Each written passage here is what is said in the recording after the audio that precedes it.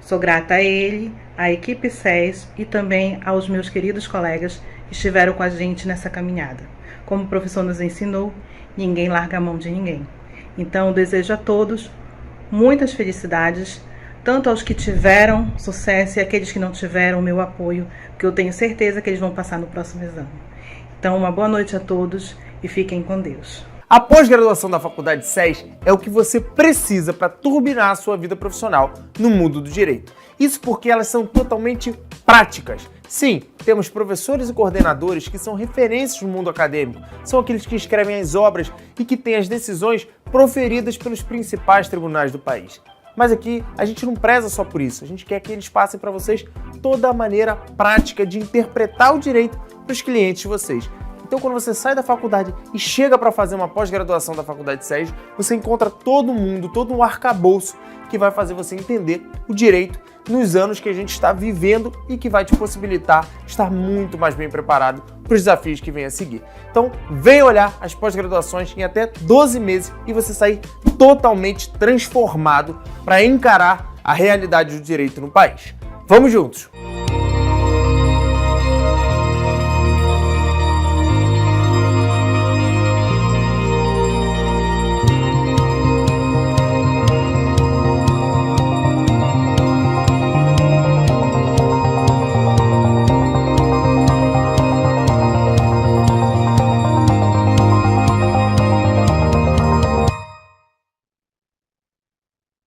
Muito bem, turma querida, uma boa noite oficialmente agora. Eu espero que todas e todos estejam muito bem. Vamos ao nosso segundo dia desta semana de revisão, como a gente diz, a semana da aprovação, né? Certamente, galera, muitas dicas do que foi e será ainda dado durante a semana estarão na prova de vocês. Ontem foi uma aula super legal, rica em conteúdo, uma aula de dicas, uma aula de apostas. Então, quem não viu ainda, veja, tá lá no YouTube do SERS OAB. Ontem, eu e o Arthur apostamos, cravamos em agravo e execução e em recurso em sentido estrito, o nosso RES e o nosso RSE. Nós trabalhamos, vimos a forma desses dois recursos. Eu estava dando uma lidinha aqui no chat. Galera do YouTube, um beijo para vocês também, tá? Eu estava dando uma lida aqui e eu vi que tem gente que está postando quem é o Felipe Medeiros. Olha, eu gostaria de um agravo, porém deve vir uma apelação no juizado especial. E aí, Natércia, o que tu acha? Apelação no GECRIM? Hein? Se vier, vocês estão preparados também, tá? Vocês estão. A gente vai revisar tudo isso hoje, tá? Vamos lá, boa noite, boa noite. Ó, apelação do 593, diz a Andiara. Será? Tem gente confiante na apelação, né? Pessoal, eu vou separar a nossa aula de hoje em duas partes. Na primeira parte, eu vou revisar com vocês rapidamente institutos despenalizadores, porque eles devem estar presentes na prova de vocês. Eu não conheço prova que não cobre em alguma parte a Lei 9.099 e tem vindo muito a NPP. Então é importante, em face das preliminares para vocês em uma peça, é importante em face das discursivas. Terminados os institutos despenalizadores, a gente parte para a revisão de peças, revisão de recursos. Tá, galera? Vamos lá, então. Eu vou tentar ser bem objetivo, a gente tem 1 hora de aula, então eu vou até 9h05, 9h10 hoje. Então eu vou, é um direto ao ponto. Realmente é uma revisão para lembrá-los, para que vocês consigam, porque está tudo no VAD. É como eu sempre digo, né? O VAD é o melhor amigo de vocês no dia da prova. Então vocês têm que saber manusear rapidamente o VAD no dia da prova, tá? Sem perder tempo onde não interessa. Então vamos lá. Eu estou abrindo aqui a nossa telinha. Quando nós falamos, pessoal, nos deixa eu arrumar aqui, institutos despenalizadores, vocês devem lembrar desta ordem. Lembram do nosso macete do TAS? Nesta ordem.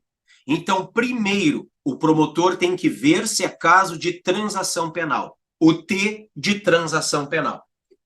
Em segundo lugar, o promotor tem que ver se é caso de ANPP, Acordo de Não Persecução Penal.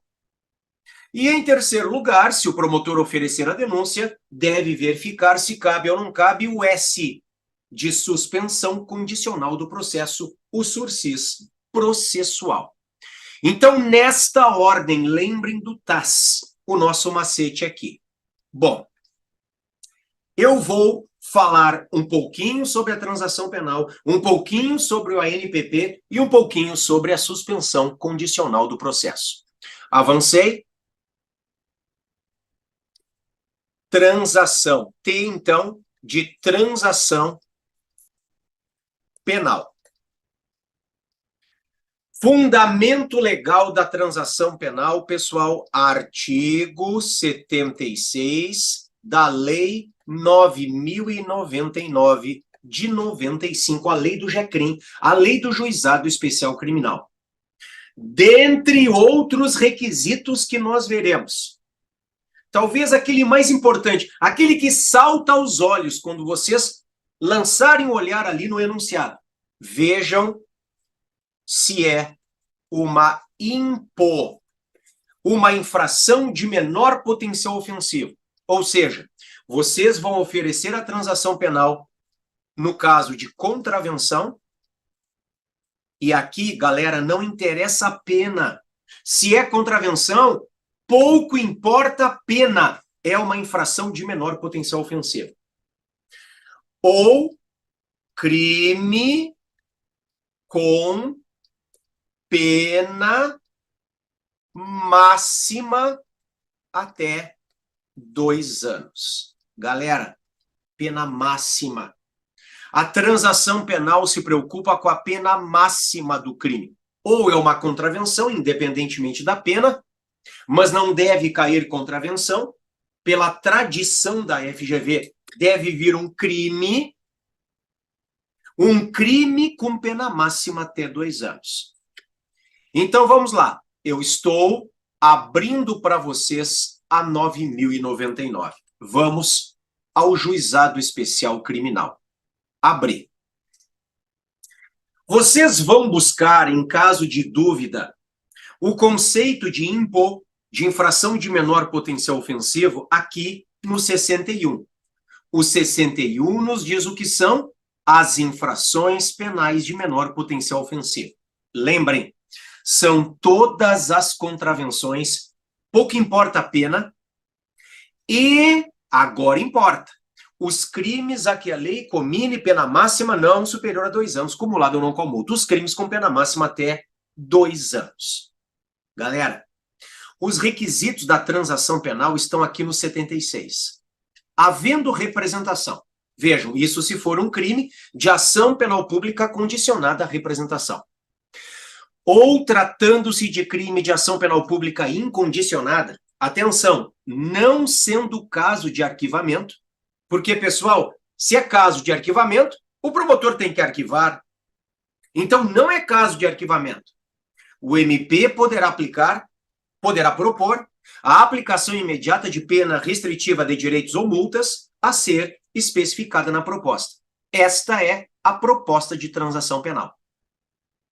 Vocês chegam aos requisitos, além daquele atinente à pena, lendo a contrário senso o parágrafo 2º aqui do 76.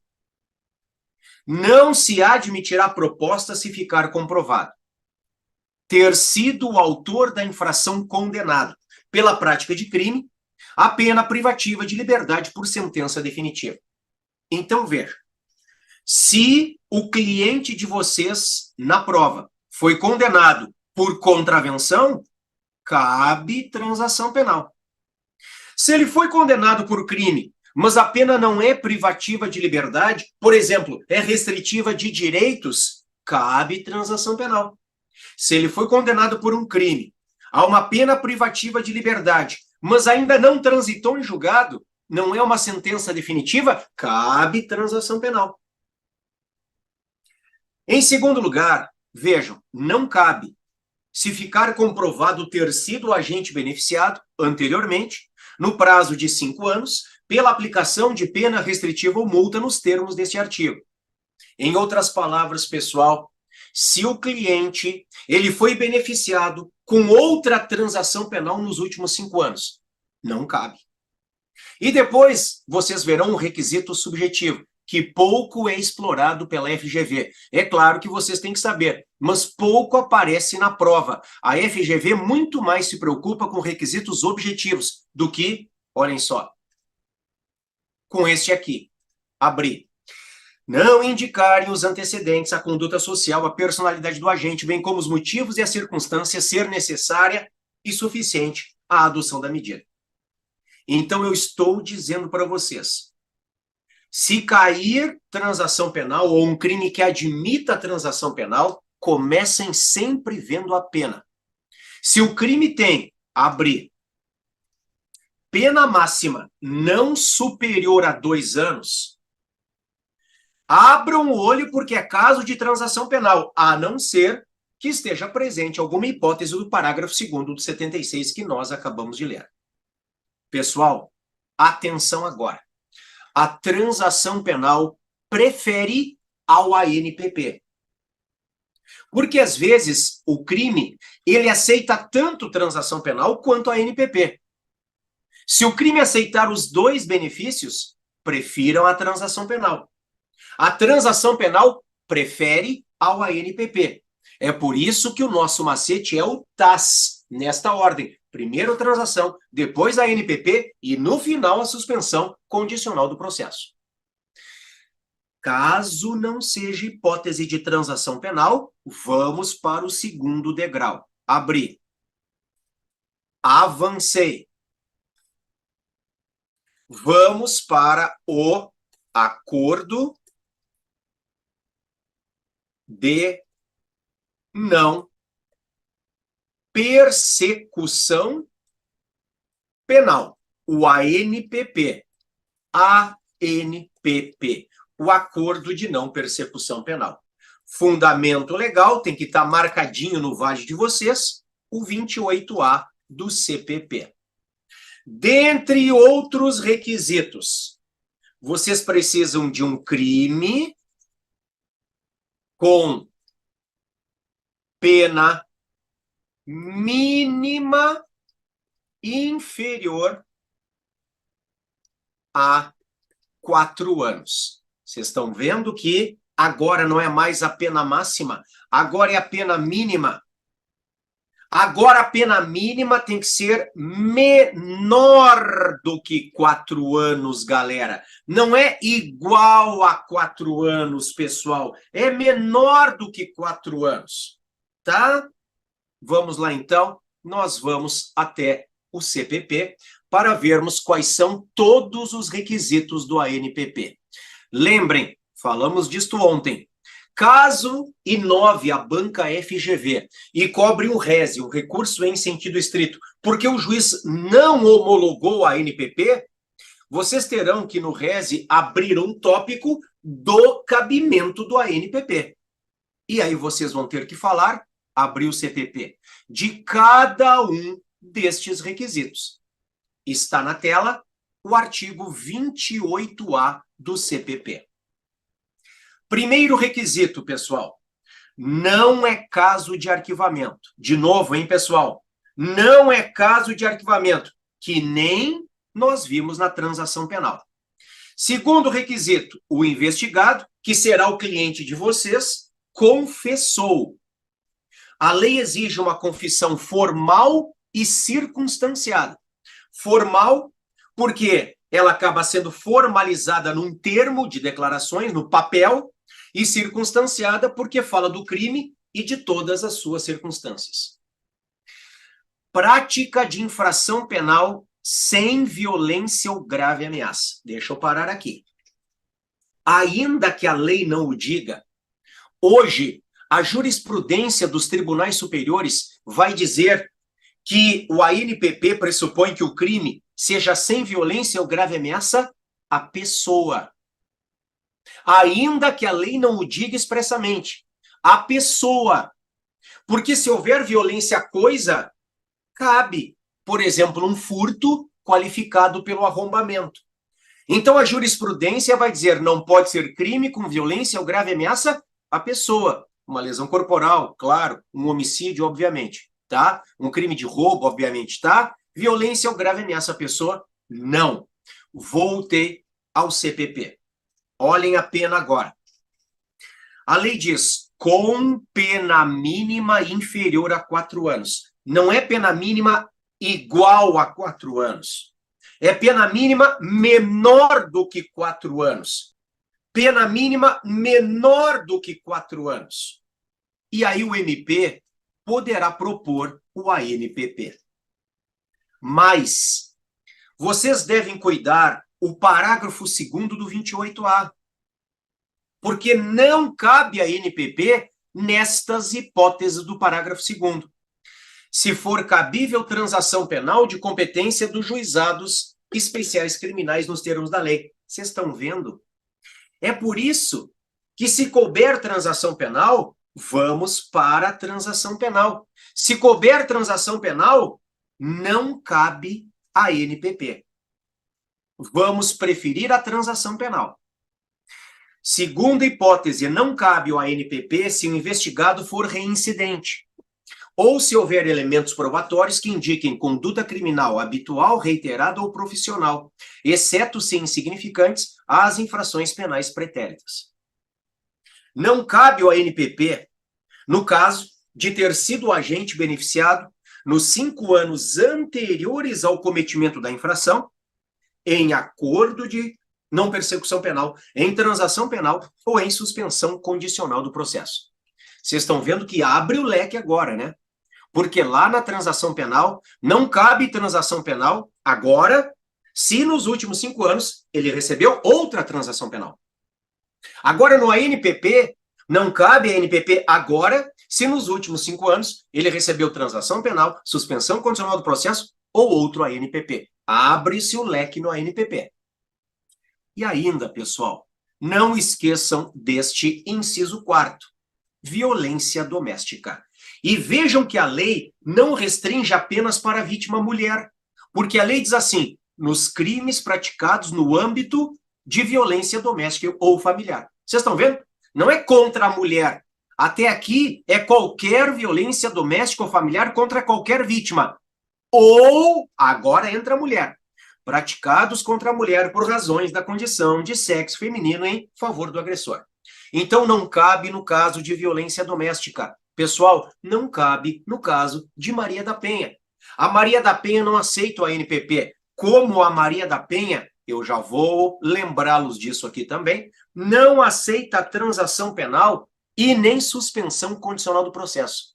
Não cabe qualquer instituto despenalizador no âmbito da Maria da Penha, a não ser, galera, o sursis. Não é o sursis processual, lá da Lei 9.099. É o sursis da pena, do artigo 77 do Código Penal. É o único benefício que cabe no âmbito da Maria da Penha. Vocês devem lembrar sempre desta súmula aqui. Está na tela a súmula 536 STJ. A suspensão condicional do processo e a transação penal não se aplicam na hipótese de delitos sujeitos ao rito da Lei Maria da Penha. Então, 536 STJ. Não cabe transação penal, não cabe a ANPP e não cabe suspensão condicional do processo no caso de Maria da Penha. Só cabe o sursis da pena, o 77 do Código Penal. Último instituto despenalizador aqui nesta rápida revisão. Avancei. Suspensão condicional do processo. Suspensão condicional do processo, fundamento legal, artigo 89 da Lei 9.099 de 95, a Lei do Juizado Especial Criminal. Mais uma vez, cuidem, crime com pena mínima até 1 ano. Olhem só, pessoal, de novo volta a pena mínima, até 1 ano. Então, vocês têm que cuidar. Claro, existem outros requisitos, mas este aqui acaba sendo o mais importante. Então, vocês vão olhar o crime e já vão direto para o Código Penal para ver a pena. Vejam se cabe transação penal, pena máxima do crime até 2 anos. Vejam se cabe o ANPP, pena mínima do crime menor do que 4 anos. Ou, em terceiro lugar, vejam se cabe a suspensão condicional do processo, pena mínima até 1 ano. Vamos voltar a 9.099, galera. Olhem só. Estou abrindo mais uma vez a 9.099 na telinha para vocês. Abri. Dentro da 9.099, eu fui para o 89. Vamos ler aqui. Nos crimes em que a pena mínima combinada for igual ou inferior a 1 ano, abrangidas ou não por esta lei, o MP, ao oferecer a denúncia, poderá propor a suspensão do processo por 2 a 4 anos, desde que o acusado não esteja sendo processado ou não tenha sido condenado por outro crime, presentes os demais requisitos que autorizariam a suspensão condicional da pena, artigo 77 do Código Penal. Então, veja, a pena mínima não pode passar de 1 ano. A suspensão condicional do processo, galera, ela não diz respeito apenas a infrações penais de menor potencial ofensivo. Olha o que eu estou dizendo. As IMPO e IMPO, vocês se preocupem para transação penal. Para suspensão condicional do processo, não se resume para uma IMPO. O que vocês precisam é ver se o crime tem pena mínima de até 1 ano e os demais requisitos. O cliente de vocês não pode estar sendo nem processado e nem ter sido condenado por outro crime. Ah, professor, ele está sendo processado, mas não transitou em julgado, não tem condenação. Mesmo assim, não cabe a suspensão condicional do processo. Isto já passou pelo STF. Mesmo que ele tenha sido condenado e a condenação não tenha transitado em julgado. O simples fato de o cliente estar sendo processado ou ter sido condenado por outro crime, não é por outra contravenção, é por outro crime, impede a suspensão condicional do processo. Tá bom, galera? Lembrem disso, então. Vamos lá, para eu seguir aqui. Transação penal, acordo de não persecução penal e suspensão condicional do processo. TAS, nesta ordem. Transação penal, crime com pena máxima até 2 anos. Acordo de não persecução penal, crime com pena mínima menor do que 4 anos. Suspensão condicional do processo, crime com pena mínima até 1 ano. Cuidem isto. Nenhum dos 3 é admitido no âmbito da Maria da Penha. Tá joia? Voltei ao nosso material. Revisamos os institutos despenalizadores e eu avanço. Bom, nós faremos agora uma revisão dos recursos criminais. Recursos criminais. Quando nós falamos nos recursos criminais, vocês vão encontrar recursos criminais no CPP, na Lei 9.099 de 95 e na Lei de Execução Penal na nossa LEP. CPP 9.099 e LEP. Basicamente aqui, tá? Esta é a tradição da FGV de cobrar numa prova de penal os recursos criminais que estão no CPP, na 9.099 e na LEP, tá? Em peça, a FGV nunca cobrou, e eu acredito que não cobrará o ROC, por exemplo, o recurso ordinário constitucional. Pode ser que cobre em constitucional, mas não em penal, tá? Recurso especial, extraordinário, nada disso. Vamos nos preocupar com o que está no CPP, na 9.099 e na Lei de Execução Penal. Dito isto, vamos lá. Eu avancei aqui para, na ordem do CPP, o recurso em sentido estrito. Nós conversamos sobre ele ontem, sobre o rese. O que eu quero trazer para vocês? Cabimento. Olhem só, de forma bem objetiva. 2, prazo. E 3, contrarrazões. Vá que a FGV inove, galera, e cobre contrarrazões em rese. Algo que nunca caiu. Algo que nunca caiu.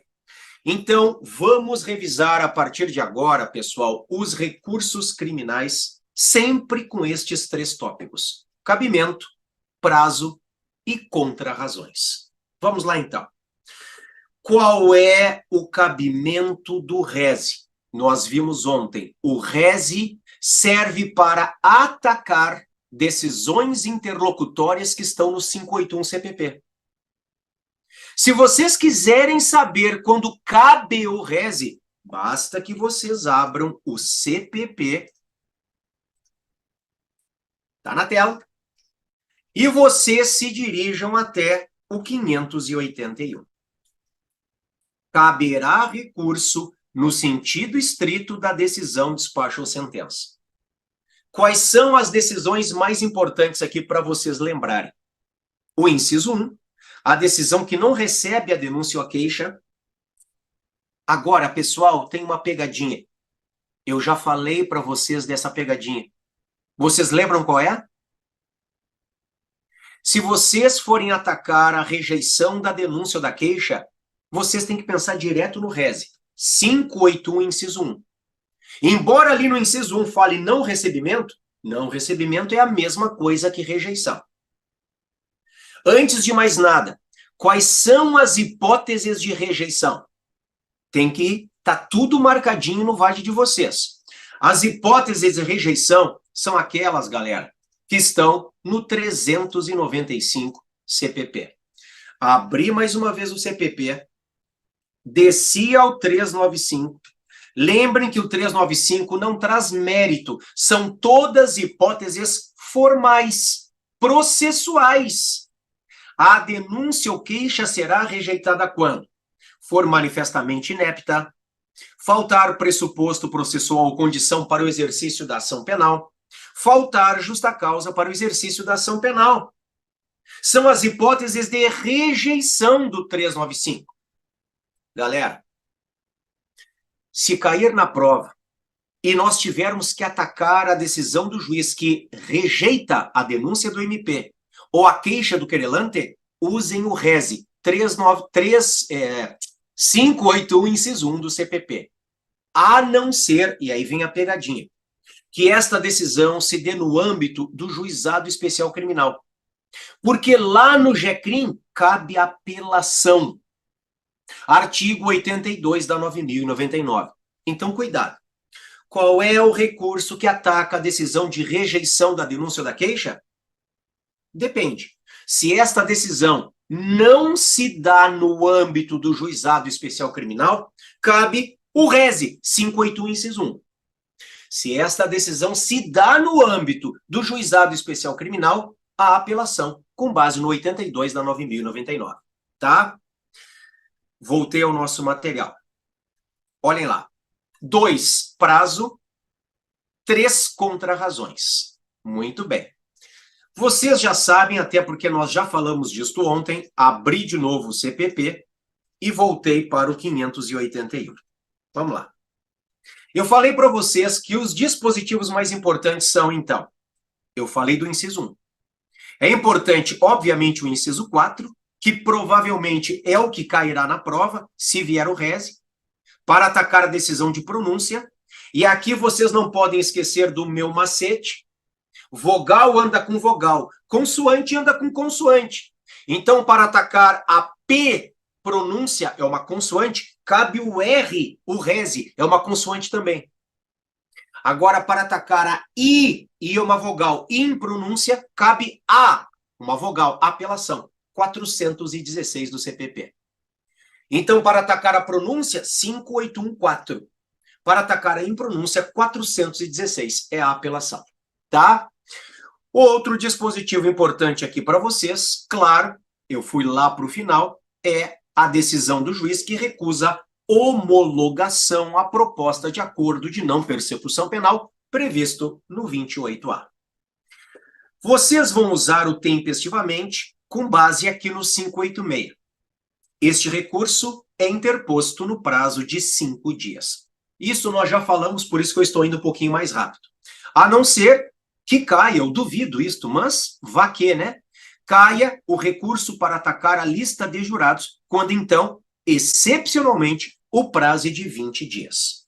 Galera, caso não caia o rese enquanto recorrente, mas o rese enquanto recorrido, ou seja, se vocês tiverem que fazer contrarrazões em rese, de novo, a peça também é bipartida. Só que vocês não vão interpor contrarrazões. Nós vamos interpor o recurso. Se eu sou o recorrente, eu vou interpor o recurso. Agora, se eu sou o recorrido, eu vou fazer uma petição dirigida ao juiz de apresentação e pedido de juntada das minhas contrarrazões. Só isto. Então, se eu sou o recorrido, peça bipartida. Esta petição dirigida ao juiz é a minha petição em que eu peço a juntada, a apresentação e juntada das minhas contrarrazões. E as contrarrazões em si continuam indo para o tribunal. Formalmente, são peças muito parecidas, quase idênticas, formalmente. A interposição do recorrente e as contrarrazões do recorrido. Agora, cuidado com o prazo. Porque se vocês são os recorridos em rese, vamos lá, vocês deverão oferecer, apresentar as contrarrazões dentro de 2 dias. O fundamento menta verde passa a ser o 588 CPP. Ele será o fundamento menta verde, tá bom, galera? E será também o fundamento da tempestividade. Vamos lá. Dentro de 2 dias, contados da interposição do recurso, ou do dia em que o escrivão extrair do traslado o fizer com vista ao recorrente, este oferecerá as razões e, em seguida, será aberta a vista ao recorrido por igual prazo. Então, o fundamento menta verde e também o fundamento da tempestividade, no caso de contrarrazões em rese, será o 588. 588 do CPP. Tá? Bora. Voltei ao nosso material. Avancei aqui para a apelação no CPP. Apelação no CPP. Pessoal, a apelação no CPP é sempre uma aposta também. Não é a nossa aposta principal, mas é sempre uma presença na prova. É a peça que mais caiu, longe é a peça que mais caiu. Sempre há grande chance de aparecer também. 1, cabimento. 2, prazo. 3, contrarrazões. Vamos lá, então. Qual é o cabimento da apelação no CPP? Vocês vão para o 593. É o mesmo dispositivo para o tempestivamente. Então, se nós formos os apelantes, se nós formos os recorrentes, nós vamos interpor uma apelação no CPP com base no 593. Temos que ver qual é o inciso. O 593 traz também o prazo de 5 dias. Vamos lá, abrir o CPP. 593 caberá, é o cabimento da apelação no CPP, no prazo de 5 dias. Provavelmente virá o inciso 1, pelo menos é o que sempre veio. Das sentenças definitivas de condenação ou de absolvição proferidas por juiz singular. Nunca apareceu, e eu acho muito difícil que apareça, o inciso 2, das decisões definitivas ou com força de definitivas proferidas por juiz singular nos casos não previstos no capítulo anterior. Agora, galera, uma aposta minha está aqui neste inciso 3, que nunca caiu. Nunca caiu uma apelação com base em decisão do júri. Das decisões do tribunal do júri quando ocorrer nulidade posterior à pronúncia, for a sentença do juiz presidente contrária à lei expressa ou à decisão dos jurados, houver erro ou injustiça no tocante à aplicação da pena ou da medida de segurança, e for a decisão dos jurados manifestamente contrária à prova dos autos. Pessoal, se cair rito do júri, lembrem que o rito do júri é bifásico. Então, nós temos uma decisão ao final da primeira fase e nós temos uma decisão ao final da segunda fase. Só haverá segunda fase no rito do júri se ao final da primeira fase o réu for pronunciado. Se o réu for pronunciado, vocês usam o rese para atacar a pronúncia. Se mesmo assim ele for a júri, digamos que o tribunal não dê provimento ao rese de vocês, e ele vai a júri, o cliente vai a júri, e lá no júri ele é condenado, aí cabe apelação depois do júri. Depois da primeira fase cabe o rese no caso de pronúncia, e depois da segunda fase cabe apelação no caso de condenação. Se nós somos os recorrentes, nós temos que fazer uma interposição em 5 dias, dirigida ao juiz, razões ao tribunal.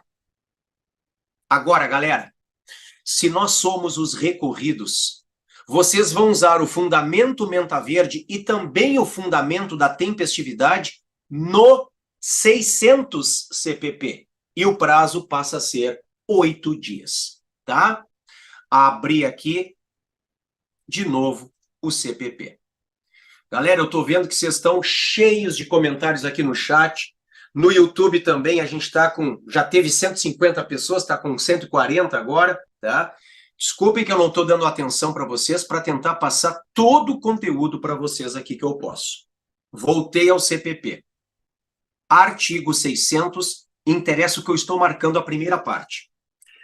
Assinado o termo de apelação, o apelante e depois dele o apelado terão prazo de 8 dias cada um para oferecer razões.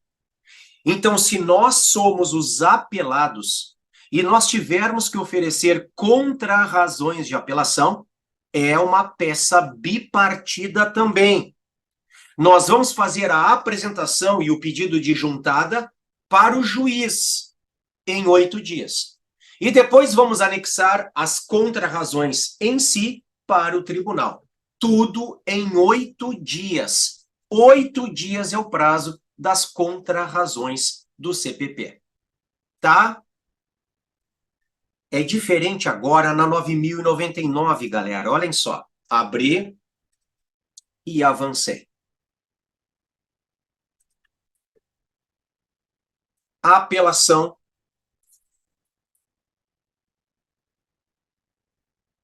na lei 9.099 de 95. Olha, daqui a pouco o Felipe tem razão, hein? E se cair? Hein? E se cair a apelação na 9.099? Vamos lá. 1. Cabimento. 2. Prazo. 3. Contra-razões. 1. Cabimento. 2. Prazo. 3. Contra-razões. Fechei aqui e eu estou abrindo mais uma vez a 9.099 para vocês. Abri. Na 9.099, pessoal, eu estou indo ao 82. Tem que estar marcadinho, é fundamento menta verde. Tem que estar marcadinho no VAD de vocês. Vejam que aqui no 82, o cabimento, ó, caberá, o cabimento da apelação se dá em 2 hipóteses. A primeira é a decisão de rejeição da denúncia ou da queixa. E a segunda é da sentença. Como eu disse para vocês, a primeira é a rejeição. Só cuidado. Porque se a rejeição da denúncia ou da queixa não se der no âmbito da 9.099, não se der no âmbito do Juizado Especial Criminal, cabe o RESE 581, inciso 1. Para que vocês usem o 82 da 9.099, a decisão de rejeição da denúncia ou da queixa se deu no Juizado Especial Criminal. E claro, né, pessoal, também da sentença que absolve ou que condena. Caberá apelação. Ponto 2, prazo. O prazo é de 10 dias, diz o parágrafo 1º do 82. A apelação será interposta no prazo de 10 dias, contados da ciência da sentença pelo MP, pelo réu e seu defensor, por petição escrita, da qual constarão as razões e o pedido do recorrente. Então, veja, 10 dias, pessoal.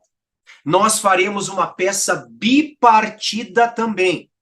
Nós vamos endereçar a interposição ao juiz que proferiu a decisão, ao juiz que sentenciou, e vamos endereçar as razões, se nós formos os apelantes, para a turma recursal. Vocês entenderam o que eu disse? Se for uma apelação da 9.099, eu vou dirigir a interposição para o juiz, do Juizado Especial Criminal, aquele que sentenciou, provavelmente condenando o cliente, e eu vou endereçar as razões para a turma recursal. Na apelação do CPP, a gente vai endereçar as razões para o Tribunal de Justiça, se for Justiça Estadual, é claro, ou para o Tribunal Regional Federal, se for uma Justiça Federal. Agora, na 9.099, as razões vão para a turma recursal. Caso nós sejamos os recorridos, os apelados na Lei 9.099, mais uma vez a peça é bipartida. Vocês farão uma petição dirigida ao juiz, uma petição de apresentação e pedido de juntada das contrarrazões, dirigida ao juiz que prolatou a decisão. E vão endereçar as contrarrazões à turma recursal. O nosso fundamento menta verde para contrarrazões de apelação no Juizado Especial Criminal, galera, está aqui no parágrafo 2º do 82. O recorrido será intimado para oferecer resposta escrita no prazo de 10 dias. Então, eu repito, caso nós sejamos os recorridos no Juizado Especial Criminal, no caso de apelação, é uma apelação da 9.099 e nós somos os recorridos, os apelados. Temos que fazer contrarrazões. O fundamento menta verde é o 82, parágrafo 2º da 9.099. O 82, parágrafo 2º da 9.099. O 82, parágrafo 2º da 9.099. Top, né? Então, interposição de uma apelação CPP, 5 dias. Interposição de uma apelação 9.099, 10 dias. Contrarrazões de uma apelação CPP, 8 dias. Contrarrazões de uma apelação 9.099, 10 dias. Vocês não precisam decorar nada. Vocês só precisam saber onde encontrar, porque está tudo no CPP. Galera, caso caiam embargos de declaração. Bora. Eu vou colocar embargos de declaração do CPP. Aqui eu não falo em contrarrazões. Embargos de declaração do CPP. 1, cabimento. 2, prazo. Vocês verão que agora o cabimento ele pode estar tanto no artigo 382 do CPP, se nós queremos, por exemplo, esclarecer uma sentença, ou no artigo 619 do CPP, se, por exemplo, nós queremos esclarecer um acórdão. O prazo, nas duas hipóteses, 382 CPP e 619 CPP, é de 2 dias. No CPP é sempre de 2 dias. Nós veremos que na 9.099 é diferente. Então, eu volto para o CPP.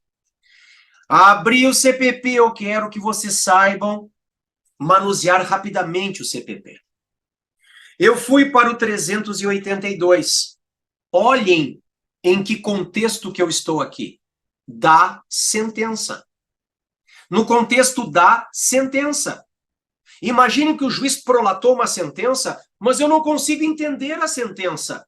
É uma sentença confusa. Ou é uma sentença omissa. O juiz, ele condenou o cliente, mas ele não disse qual é o regime inicial. Ou o juiz condenou o cliente, mas ele não disse se cabe substituir a pena privativa de liberdade por pena restritiva de direitos. 382 CPP. Qualquer das partes poderá, no prazo de 2 dias, pedir ao juiz que declare a sentença, sempre que nela houver obscuridade, ambiguidade, contradição ou omissão. É por isso que eu já disse para vocês em outras aulas. Hoje, quando a FGV quer uma apelação, ela diz assim: faça a peça cabível diferente do habeas corpus e dos embargos de declaração. Sabem por que a FGV disse isso, pessoal? Porque teve uma prova, se vocês assistiram todas as minhas aulas lá no módulo prático, eu falei isso. Teve uma prova em que a FGV disse: apresente a peça cabível diversa do habeas. Alguns candidatos fizeram apelação, porque era uma sentença, e outros fizeram embargos declaratórios. E a FGV teve que aceitar as duas peças. Então, hoje, quando a FGV quer só a apelação, ela tem dito: faça uma peça diversa do habeas corpus e dos embargos declaratórios. Se vocês, voltei aqui, forem, então, querer que o juiz declare a sentença, uma sentença que é confusa, que é omissa, 382. Agora, se vocês querem que o tribunal declare um acórdão que é confuso, que é omisso, 619, o mesmo prazo de 2 dias.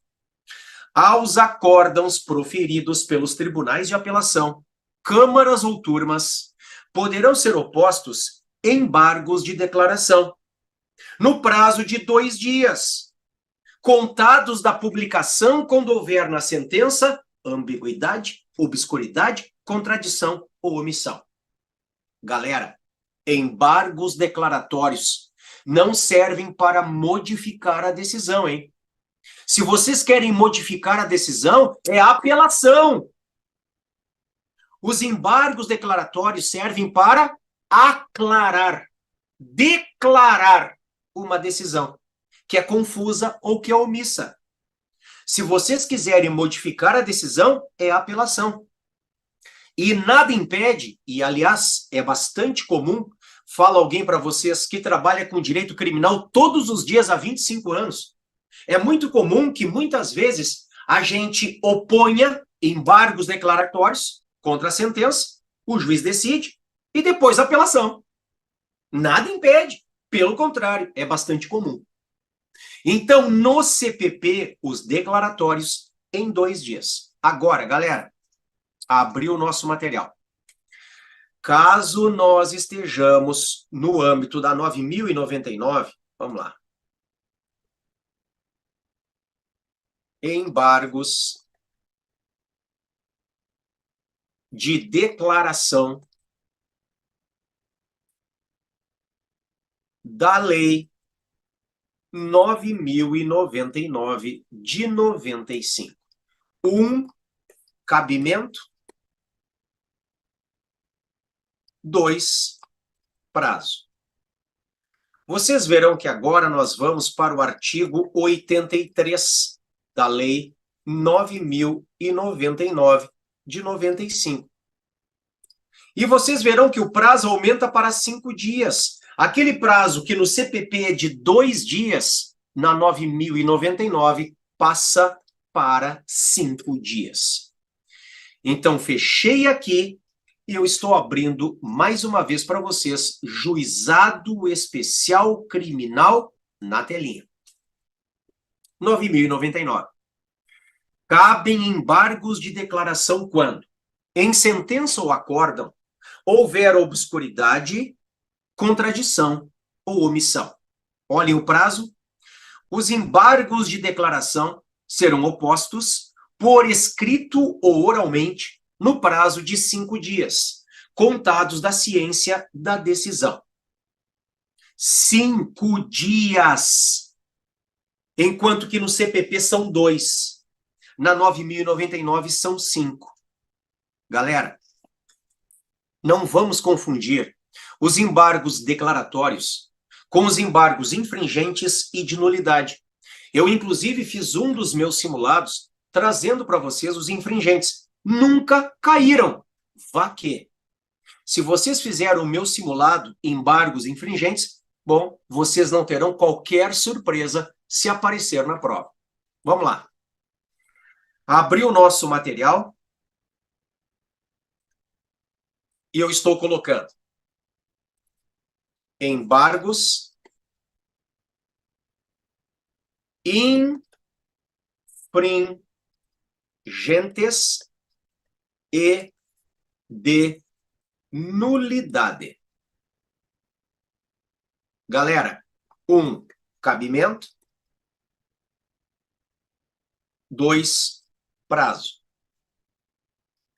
Eu vou lhes mostrar o que diz o artigo 609, P de parágrafo U de único do CPP. Prazo 10 dias. Tá tudo na lei. Vocês só precisam encontrar. Tá tudo na lei. Só precisam encontrar. Então, fechei aqui e abri mais uma vez o CPP. Leiam comigo o que diz o 609, parágrafo único. Interessa esta primeira frase do parágrafo único. Quando não for unânime a decisão de segunda instância, desfavorável ao réu, admitem-se embargos infringentes e de nulidade, que poderão ser opostos dentro de 10 dias, a contar da publicação de acórdão na forma do 613, prazo de 10 dias. É uma decisão não unânime, de segunda instância e desfavorável ao réu.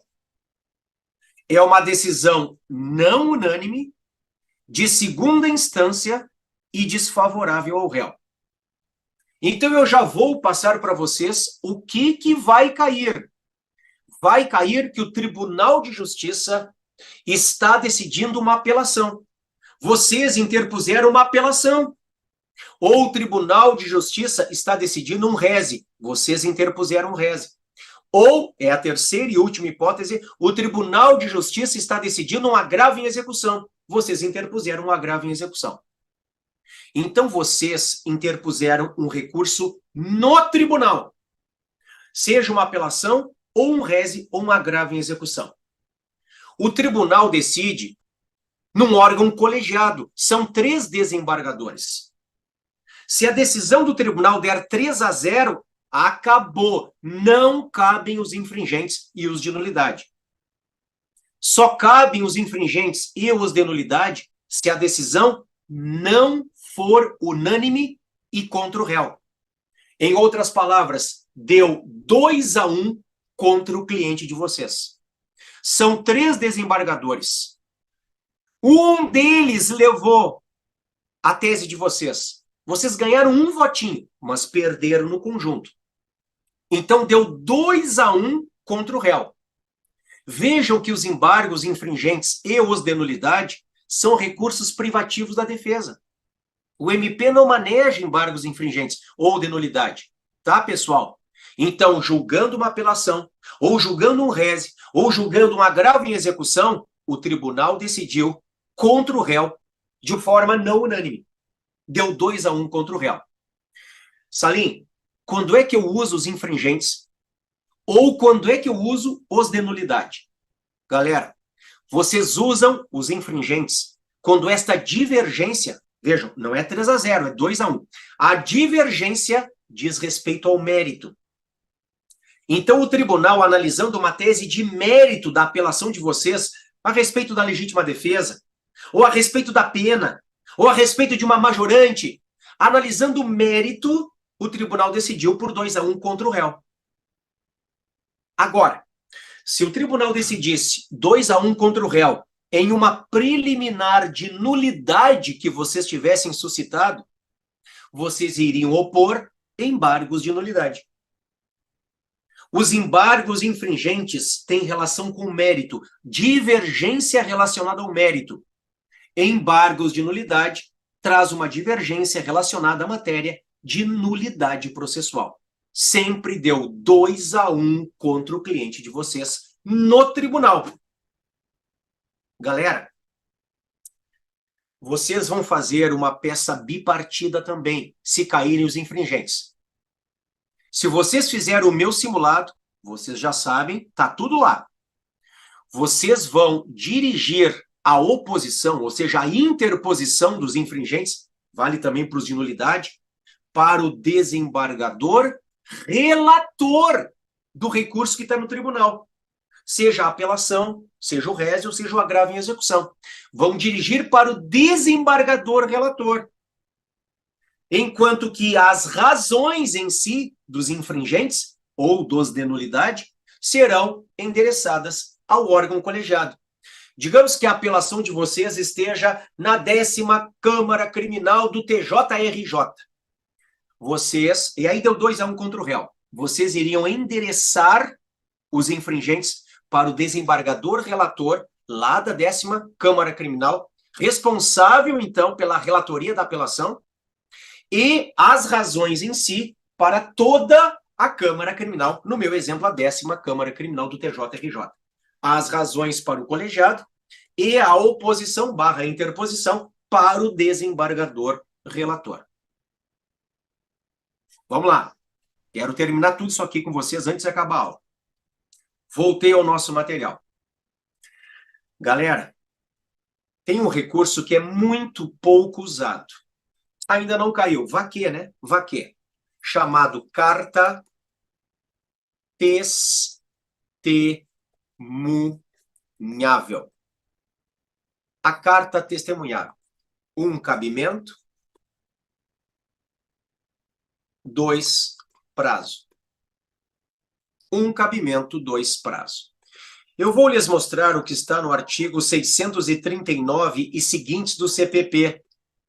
E o prazo está lá, é 48 horas, tá, galera? Então, eu estou indo de novo para o CPP 639 CPP. Vamos lá, abrir mais uma vez. 639 CPP. Olhem comigo. Dar-se-á carta testemunhável da decisão que denegar o recurso ou da decisão que, admitindo embora o recurso, obstar a sua expedição e seguimento para o juízo ad quem. Em outras palavras, pessoal, se o juiz não receber o nosso recurso, se o juiz negar, obstar o seguimento do nosso recurso para o tribunal, a gente, pum, toca uma carta. A carta serve para isso. Quando a decisão do juiz obsta o nosso recurso.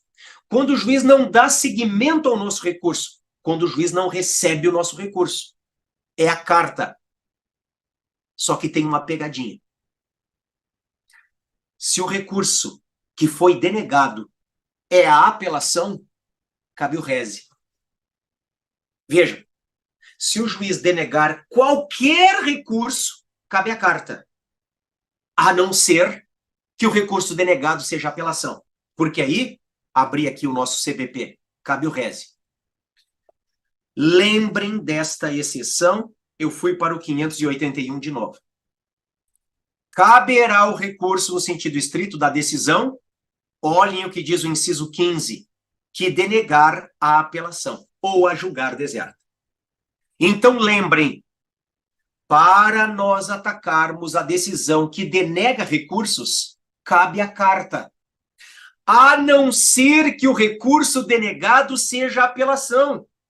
Porque aí, galera, cabe o rese. Cuidado com esta pegadinha.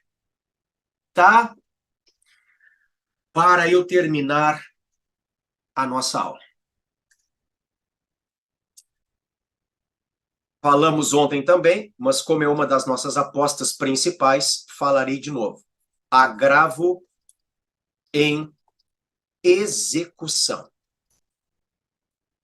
Aqui eu vou trazer ponto 1, cabimento. Eu vou trazer ponto 2, prazo. E eu vou trazer ponto 3, contra-razões. Vá que, né? Vocês vão colocar o fundamento menta verde do agravo em execução, artigo 197 da LEP. Qual é o cabimento do agravo em execução? Vocês podem falar agravo em execução, agravo de execução ou simplesmente agravo. Porque, pessoal, a LEP só usa a expressão agravo. Então, para vocês atacarem qualquer decisão do juiz da execução, vocês vão agravar. Está na tela LEP, a Lei de Execução Penal. O fundamento menta verde, que tem que estar na interposição, é o 197. Das decisões proferidas pelo juiz, leia-se o juiz da execução, caberá o agravo, sem efeito suspensivo. Caberá o agravo. Agravo.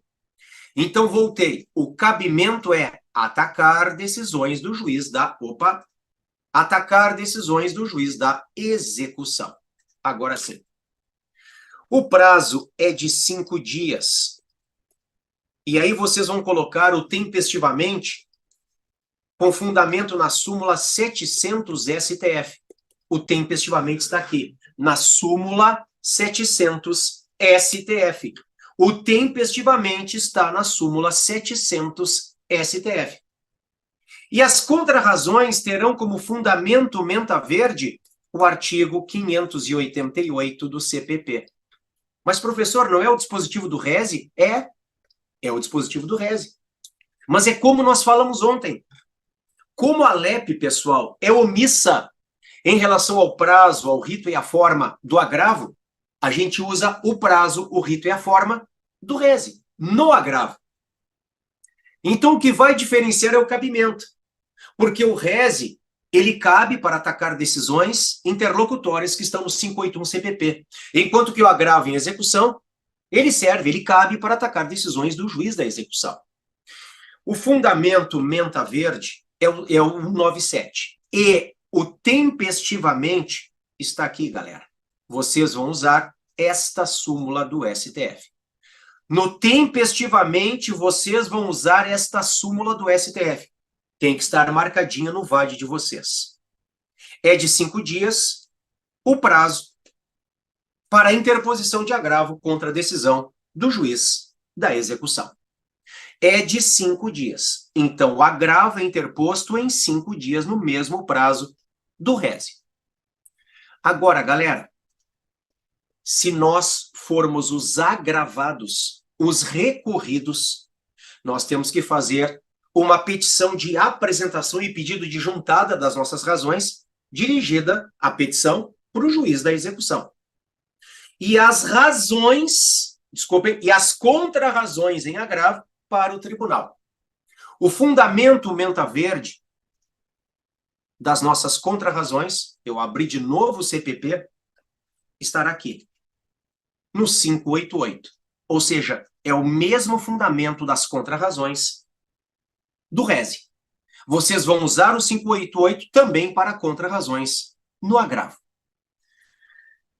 Tá, galera? Professor, eu posso usar o 586 no tempestivamente lá no agravo? Pode, não tem problema nenhum. Tudo que vale para o rese, salvo o cabimento, vale para o agravo. Então, as contrarrazões, desculpem, elas têm como fundamento o 588. E não esqueçam que o agravante pede o juízo de retratação do 589. O agravado não, né? O agravante pede o juízo de retratação do 589. Por quê? Porque o recorrente no rese também o faz. Também pede. Tá? Galera, esse é o recado de hoje. Vocês viram que eu fui direto ao ponto, eu tentei ser bem objetivo para fazer mais esta revisão com vocês. Institutos despenalizadores e todos os recursos criminais. Para vocês se programarem, amanhã, quarta-feira, às 20 horas, volta o Arthur e fará a correção do nosso último simulado com correção individualizada. Este simulado foi elaborado pelo Arthur, então será o Arthur aqui à frente desta correção com vocês, tá? Quinta-feira é 7 de setembro, é feriado. Nós voltamos na sexta-feira e aí voltamos para estruturar outras peças com vocês, que seriam apostas subsidiárias em peças. Também falaremos, se der tempo na sexta-feira, das discursivas. Se não, a forma de resolução de discursivas ficará para o sábado de manhã, para vocês se programarem. Tá? Peço desculpas se eu não pude dar atenção para vocês no chat, tá bom, galera? Mas, enfim, nós estaremos à disposição de vocês aí nos demais canais, vocês já sabem todos eles, tá? Até amanhã, então. Tudo certo? Então tá, galera. Um beijo para vocês. Ok. Descansem um pouquinho, mas se der, sigam estudando, porque essa semana é a semana derradeira. Essa semana exige todo o sacrifício de vocês, não é momento para a gente descansar e nem ver Netflix, né, pessoal? É momento para sangue, suor e lágrimas, pessoal, tá? Vocês vão ver que depois o sabor da conquista é ainda melhor, tá? Se Deus quiser, nós estaremos juntos ao vivo aqui no domingo, comemorando, galera, comemorando, tá? Este é o meu maior desejo nessa semana junto de vocês aí, tá? Um beijão e uma boa noite e até amanhã. Tchau, tchau.